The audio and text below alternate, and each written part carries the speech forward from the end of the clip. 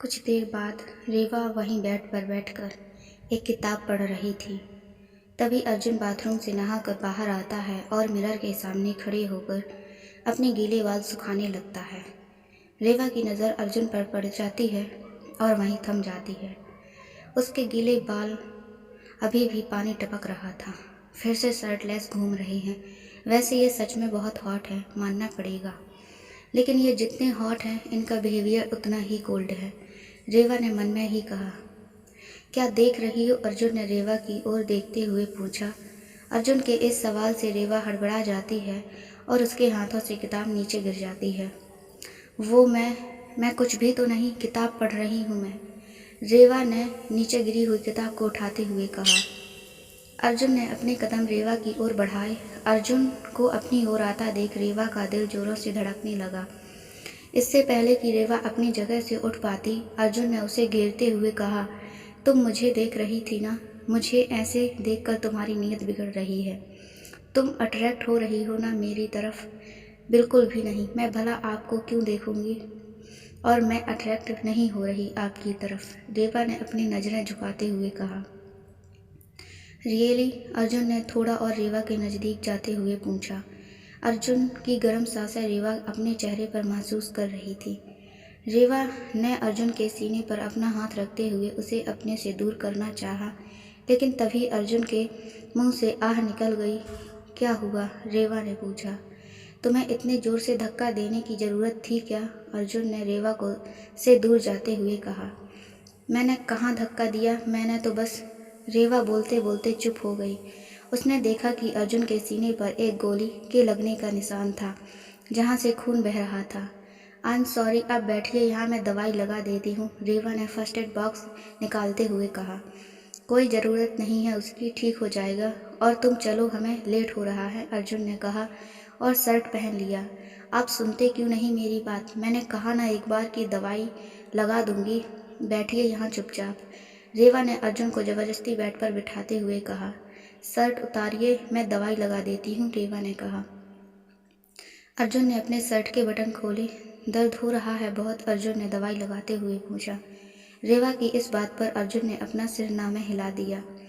रेवा अर्जुन के चोट पर दवाई लगा रही थी और बीच बीच में उसकी चोट को फूंक मार रही थी, ताकि ज़्यादा दर्द का एहसास न हो। रेवा को अपने इतना करीब देखकर अर्जुन की हार्ट बीट तेज हो रही थी।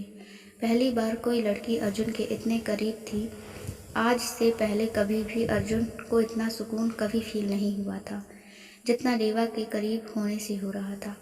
वो एक अलग ही फीलिंग थी जिसे शायद अर्जुन भी नहीं समझ पा रहा था। आपको ये सब करने की क्या ज़रूरत थी?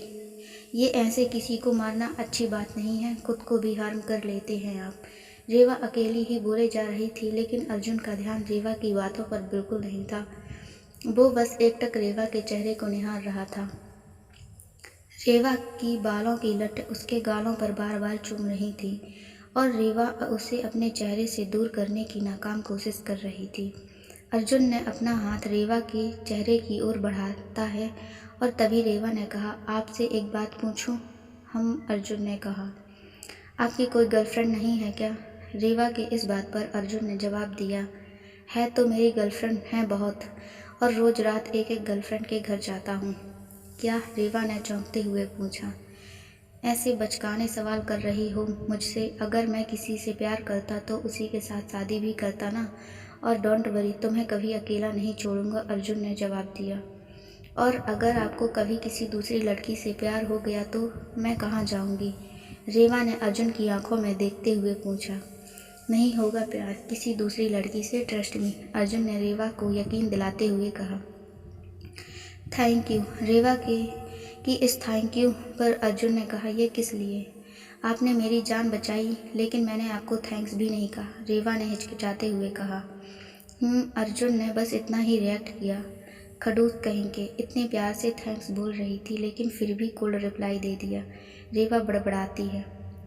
हो गया, रेवा ने कहा, इतना जल्दी? अगर तुम ऐसे मुझे दवाई लगाओगी तो रोज़ मैं ऐसी 10 गोलियां खा सकता हूँ, अर्जुन ने धीमी आवाज़ में कहा। कुछ कहा आपने? रेवा ने पूछा। कुछ नहीं, लेट्स गो, अर्जुन ने कहा।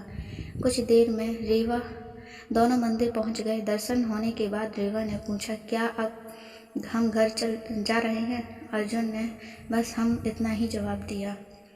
घूमते हैं ना थोड़ी देर और, प्लीज़, नई जगह है, रेवा ने मासूमियत से कहा।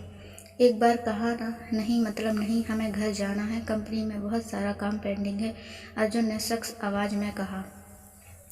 अर्जुन की ये बात सुनकर रेवा का खुला हुआ चेहरा मुरझा गया। अर्जुन अब वहाँ रुकने की रिस्क नहीं ले सकता था। वो नहीं चाहता था कि उसके अतीत का साया रेवा पर पड़े और उसकी वजह से रेवा को जरा सी भी चोट आए।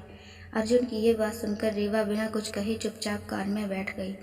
गाड़ी हवा से बात करते हुए इन सब के बीच रेवा की कब आंख लग गई उसे पता ही नहीं चला। कुछ देर बाद जब उसकी आंख खुली तब उसने देखा बहुत ज़ोरों शोरों से बारिश हो रही थी। हो गई आपकी मॉर्निंग, कितना सोती हो तुम, लेजीनेस ठोस ठोस कर भरी है तुम्हारे अंदर, आंखें बंद करते ही सो जाती हो, अर्जुन ने रेवा को ताना मारते हुए कहा। बारिश में भीगने का मन कर रहा है, लेकिन ये आदमी इसे कैसे। आगे की कहानी देखने के लिए चैनल को ज़रूर सब्सक्राइब करें, लाइक करें, शेयर करें एंड कमेंट करें। Thanks for watching.